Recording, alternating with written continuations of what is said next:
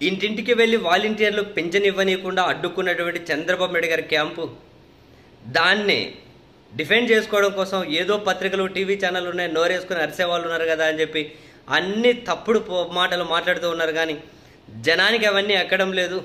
జనాలకు ఒక క్లారిటీ ఉంది ఎవరు ఆపేయించారు అనే విషయం తాజాగా తెలుగుదేశం పార్టీకి సంబంధించినటువంటి ఒక ఆడియో లీక్ ఏదైతే ఉందో, ఆడియో లీక్ విన్నాక చాలామందికి అర్థమవుతుంది. అది సంచలనం రేపుతూ ఉంది. అది గుంటూరు నుంచి ఎంపీ అభ్యర్థిగా పోటీ చేస్తున్న 5,400 కోట్లు అధికారికంగానే ఎన్నికల అఫిడవిట్లో చూపించిన పెమ్మసాని చంద్రశేఖర్ ఎన్ఆర్ఐ ఉంటారు. ఓళ్ళు ఓడిపోతే మళ్ళీ అమెరికాకి వెళ్ళిపోతారు, అందుకని ఎన్ఆర్ఐ అని చెప్పాల్సి వచ్చింది. సో ఆ పెమ్మసాని చంద్రశేఖర్ అని చెప్పి ఎన్ఆర్ఐ ఆయనకు సన్నిహితుడు, ఆయనకు రైట్ హ్యాండ్గా ఉండే వ్యక్తికి, ఒక తెలుగుదేశం పార్టీ కార్యాలయంలో ఉండే ఒక ఉద్యోగికి మధ్య జరిగినటువంటి సంభాషణ ఆడియో ఇక్కడ వినిపించలేను కానీ, బట్ అది అందులో ఏముందంటే పెమ్మసాని వాళ్ళ సన్నిహితుడు, ఆయన అనుచరుడు, ఆయన రైట్ హ్యాండ్ అంటాడు తెలుగుదేశం పార్టీ ఉద్యోగితో. తెలుగుదేశం పార్టీ ఉద్యోగి పేరు రఘు. హలో, ఏమ్మా రఘు ఎక్కడున్నావు? టీడీపీ కార్యాలయ ఉద్యోగి ఆన్సర్, అన్నా ఇక్కడే ఉన్నా అన్న ఆఫీస్లో. అప్పుడు ఏమ్మా ఎట్లా ఉన్నావు? బాగానే ఉన్నానా, మీరెట్లా ఉన్నారన్నా? బాగున్నా. ఏం లేదు, పెన్షన్ ఇష్యూ బాగా వైరల్ అయిపోతుందట, బ్యాడ్ నేమ్ వస్తుంది. మార్నింగ్ కూడా మన పెమ్మసాని క్యాంపెయిన్కి వెళ్ళినప్పుడు ఎక్కడ పడితే అక్కడ ముసలోళ్ళు గోల చేస్తూ సార్ దగ్గరకు వచ్చి నిలదీస్తున్నారు. ఆయన ఫుల్ హ్యార్స్ మీద ఉన్నాడు.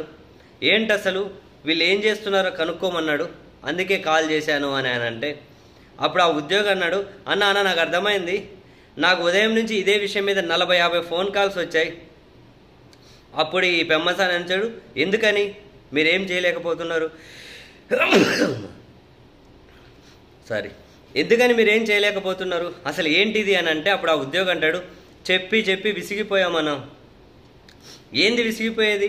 వాళ్ళేమో మన మీద అంత అగ్రెసివ్గా ఉంటున్నారు, నిమ్మగడ్డ రమేష్ మనోడే అంటున్నారు, దాని మీద మనం ఏమీ కౌంటర్ ఇవ్వలేకపోతున్నాం ఎందుకని?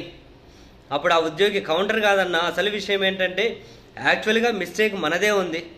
పబ్లిక్ ఏమనుకుంటున్నారంటే నిమ్మగడ్డ రమేష్తో చంద్రబాబు ఇదంతా చేయించారు, అంటే పెద్ద ఆయన ఇదంతా చేయించారు, పిటిషన్ వేయించి ఎన్నికల కమిషన్తో ఇట్లా చేయించారని బాగా స్ప్రెడ్ అయిపోయిందన్న.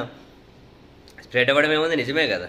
అనుచరుడు అంటాడు పెమ్మసాని వాళ్ళ సన్నిహితుడు, దానిపై మనం కౌంటర్ ఇవ్వలేమా?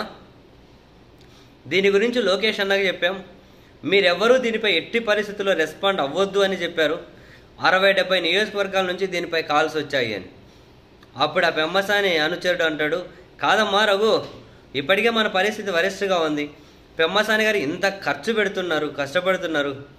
ఆయనే అన్నాడు దీనిపై ఇంతమంది ఇలా అడుగుతున్నారు, మన వాళ్ళు ఏం చేస్తున్నారో కనుక్కోమని. అప్పుడు ఆ ఉద్యోగి, కాదన్నా, ఇది ఒక పెమ్మసాని గారి విషయం కాదు, స్టేట్ మొత్తం ఇది ఉంది, లోకేష్ గారు దీనిపై మాట్లాడొద్దన్నారు, ఒకవేళ దీనిపై రెస్పాండ్ అయితే మళ్ళీ మన మీదకే మిస్ఫైర్ అవుతోంది, ఏ యాక్షను వద్దు అని చెప్పారట లోకేష్. అప్పుడు పెమ్మసాని క్యాంప్ అంటది, డ్యామేజ్ కంట్రోల్ ఎట్లా మరి, ఏం చేస్తున్నారో ప్లాన్ ఏం చెప్పలేదా లోకేష్? అప్పుడు ఆ ఉద్యోగి, లోకేష్ అని చెప్పింది ఏంటంటే అవసరమైతే పార్టీ వాళ్ళతో ప్రెస్ మీట్లు పెట్టిద్దాం, ఇప్పుడు మాత్రం ఇన్వాల్వ్ అవ్వద్దని చెప్పారు, అందుకే మన వాళ్ళు దీనిపై ఒక్క పోస్ట్ కూడా రాయడం లేదు. అనుచాడు, ఏదో ఒకటి చేయండి, ఇప్పటికే మన వాళ్ళు చాలా డిమోరలైజ్ అయ్యారు, 1,00,000 మంది అట్లా ఉంటే పోనీలు అనుకోవచ్చు, 70 నుంచి 73 లక్షల మంది పెన్షన్లు ఉన్నారు, అందులో మనకి ఇంకో 10 రోజులే ఉంది, మనకి ఏదైనా తేడా పడితే అప్పుడు ఆ ఉద్యోగి చూసుకుంటారన్న మన వాళ్ళు, కొంచెం యాక్టివ్గా ఉండండి, క్యాడర్ డిమోరలైజ్ అవ్వకుండా చూడాలన్న, ఇది మాత్రం మీరే చేయాలన్న అని చెప్పి ఆ ఉద్యోగి పెమ్మసాని వాళ్ళ క్యాంపు సన్నిహితుడితో అంటున్నాడు.